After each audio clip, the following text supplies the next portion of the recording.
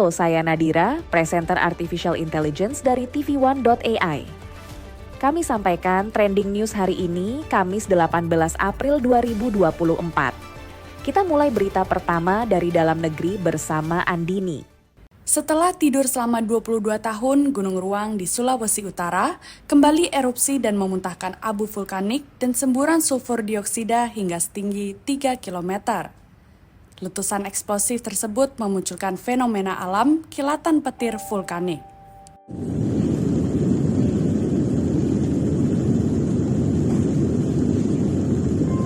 Ya Allah.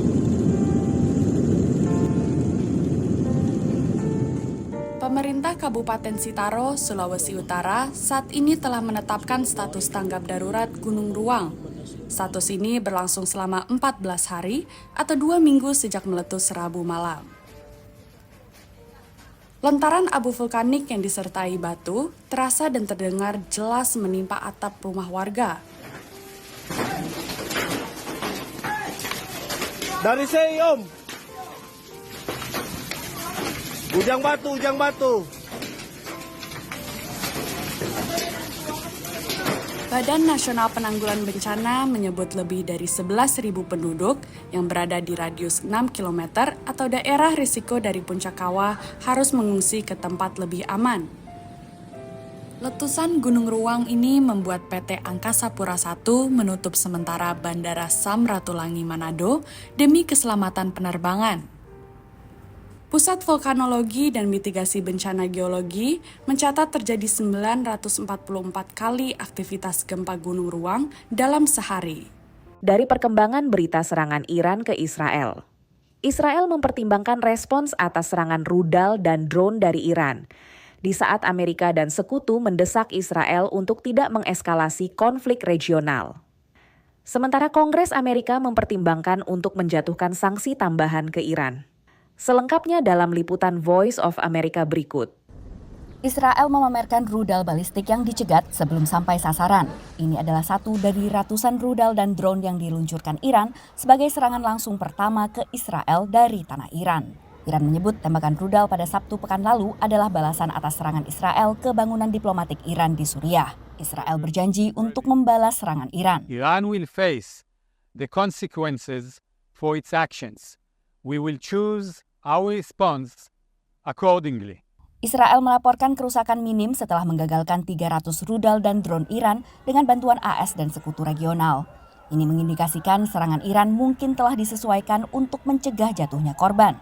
Analis memperkirakan serangan balasan Israel akan menarget wilayah Iran tanpa korban jiwa.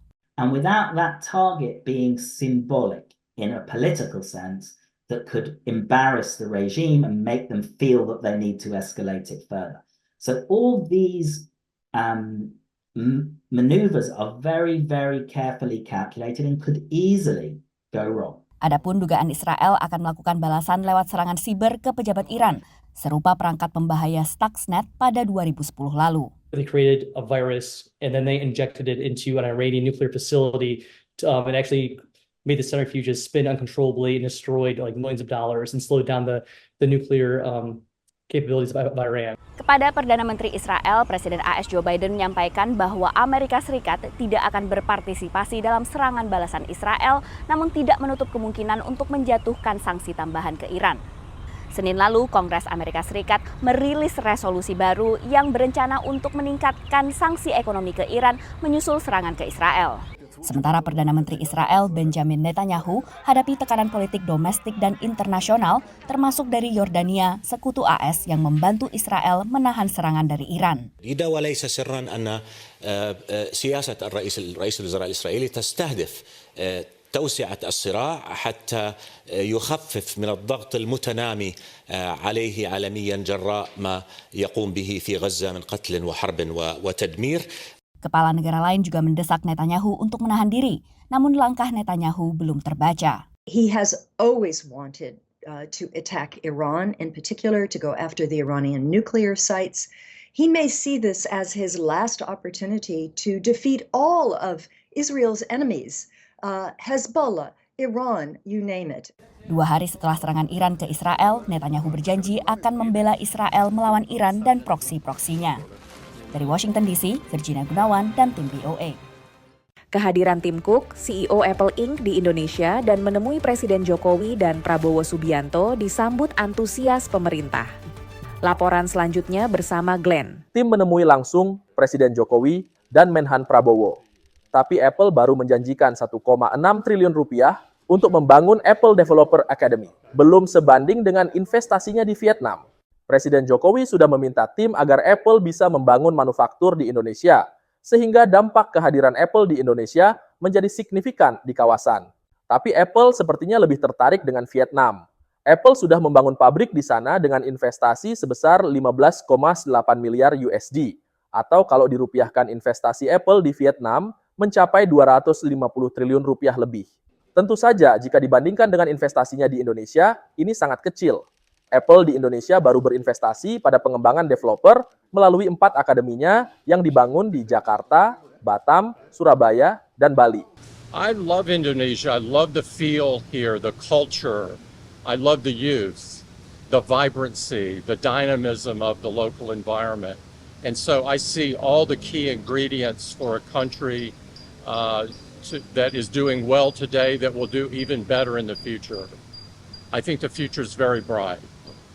I think the investment ability in Indonesia is endless. I think that there's a lot of great places to invest, and we're investing. We believe in the country. Pemerintahan Presiden Joko Widodo telah bekerja selama bertahun-tahun untuk membawa manufaktur Apple ke Indonesia guna menggerakkan pembangunan ekonomi. Dia juga mau investasi di Indonesia dan dia memerintahkan kepada stafnya untuk segera follow up, dan Presiden memerintahkan saya untuk segera merespons terhadap rencana mereka mau investasi dalam jumlah yang cukup besar di Indonesia. Sementara Apple berupaya mendiversifikasi rantai pasokannya dari Tiongkok, tempat sebagian besar ponsel cerdas dan tabletnya dirakit.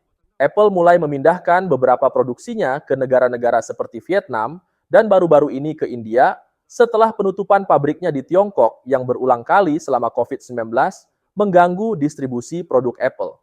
Analis mengatakan, butuh keseriusan pemerintah untuk menggaet Apple berinvestasi lebih di Indonesia, mulai dari perizinan, lahan, buruh, dan sejumlah insentif pajak. Jokowi sudah menunjuk Menko Marves Luhut Binsar Panjaitan untuk menyiapkan sejumlah instrumen agar investasi Apple di Indonesia bukan hanya senilai 1,6 triliun rupiah saja. Dari berita persiapan Olimpiade, Bumi akan melaporkan persiapannya.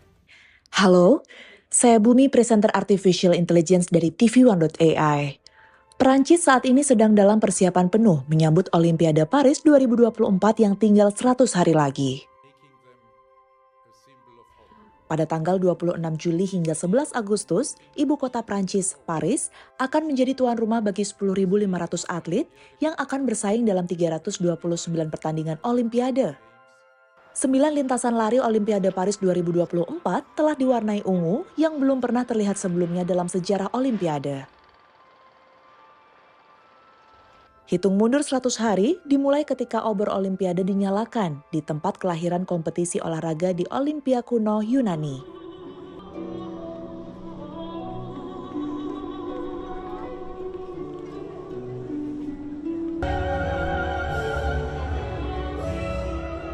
Perayaan dimulai dengan ritual yang megah, di mana obor Olimpiade dinyalakan oleh seorang aktris yang berperan sebagai pendeta, berdoa kepada Dewa Matahari di depan kuil Yunani yang runtuh.